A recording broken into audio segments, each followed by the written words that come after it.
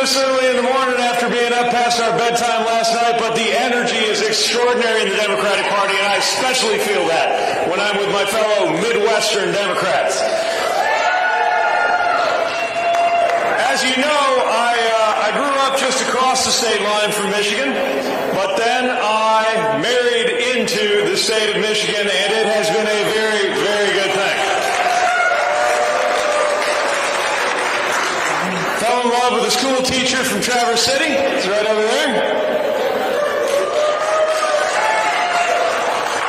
And have been so thankful for how Michigan has embraced me and how we have been able to raise our family, a family I was proud to say a little bit about tonight, last night at the Democratic Convention, and to the country, because it's really in the name of that family that we are working so hard to make sure that we elect Kamala Harris and Tim Walz, the next president and vice president of the United States of America. And Michigan is the center of the political universe, so we know we're going to deliver. We're going to win for so many reasons, but one of the most important is the fact that it turns out Americans already agree with us on the issues that matter most.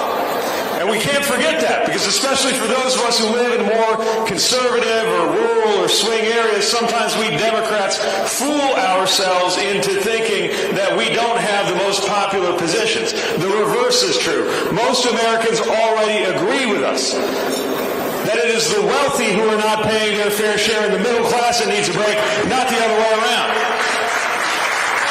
Most Americans agree with us that the best way to protect the next generation isn't to keep a Toni Morrison paperback out of the school library. It's to make sure that guns don't get anywhere near our schools and our neighborhoods. And Randy Weingarten means supporting our public school teachers. Most Americans agree with us on that right now. Most Americans already understand that Democrats are offering the best positions. That's why the biggest scandal of the year, the one that actually sent Republicans scrambling, the most dangerous thing to hit the Trump campaign all year, wasn't a criminal cover-up, although that happened too. It wasn't a sex scandal, although they've had more than their fair share of that. The most debilitating scandal to face the Republican Party this year is the publication of their own policies and plans in a document called Project 2025 that they put forward. They didn't even realize how wildly unpopular it was with the American people until they wrote it down, and they've been disavowing it ever since. I just saw Donald Trump on my semi-favorite news network this morning. We won't say which one. Try to say he had nothing to do with it. Americans already agree with us on policies. But never mind the policies. Let's talk about results.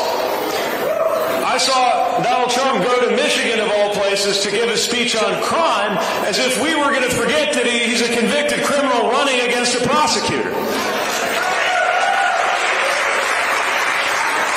And he seems to want us to forget that crime was actually higher when he was president. Why would we want to go back to the higher crime of the Donald Trump years?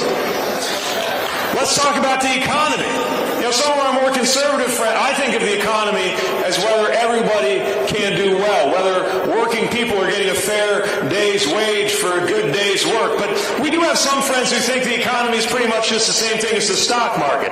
Fine, let's use their way of thinking about the economy. The Dow Jones and the S&P are doing better today than they were under Donald Trump. Why would we want to go back? And one more thing, if you want to talk about results, a whole thing called infrastructure. The last president talked a good game about infrastructure and didn't do a thing. The Biden-Harris administration has delivered the infrastructure plan of a generation, and as President Biden said, it's not infrastructure week in Washington anymore, it's an infrastructure decade, creating so many good-paying jobs in Michigan communities. Let's talk about manufacturing. A manufacturing recession under Donald Trump, even before COVID, whereas now we have the most investment in building and operating factories, creating good-paying jobs from the building trades to the manufacturing trades, the most investment we have had since John F. Kennedy was president. So yeah, let's talk about results. And let's just think about what it feels like to be an American. Did you feel the sense of hope and joy and energy in that convention hall? And wouldn't you rather live with 4 years of that than have those guys in your living room for 4 more years? We have the winning message, we have the winning results, and we definitely have the winning candidates. Kamala Harris, who I have personally seen up close in one of the most demanding and important jobs in the world, shaping one of the most successful administrations in American history. And let's talk about Tim Walz for a minute. Michigan knows a thing or two about what it's like to have a great Midwestern governor in our friend Gretchen Whitmer. You're about to hear from another great Midwestern governor in J.B. Pritzker. Tim Walz is an example of a great Midwestern governor. I have seen campaigns spend millions of dollars trying to make their candidate seem like the kind of guy who would be a National Guardsman, a football coach, and a school teacher. Tim Walz literally is that guy. And his career has been about serving others. That's what being a command sergeant major is. That's what being a teacher is. That's what being a coach is. And if you understand it the right way, that's what being president and vice president are all about. Donald Trump and J.D. Vance do not understand what it means to live for others. Kamala Harris and Tim Walz do. But you Michigan Democrats also know never to treat the presidency like the only office that matters. You're going to be out there working for Democrats up and down the ticket, making sure that Alyssa Slotkin is the next senator from Michigan in the United States, making sure we build our House majority, making sure we elect great mayors. Good morning, Mayor. Making sure that we have the state legislature that can continue to deliver the historic wins for working people, for families, for democracy, for freedom that you are in the state of Michigan. I am so proud of my adopted home state of Michigan and so optimistic about our future. Are we ready to deliver a better future for our state, for our country, for each other, and for our families? I can't wait. Let me finish at this early hour by sharing what it's like most days at an even earlier hour when Chasten and I wake up in our bed in Traverse City. As you know, in the wintertime, or the summertime up north, there's long days. The sun is up late and the sun is up early.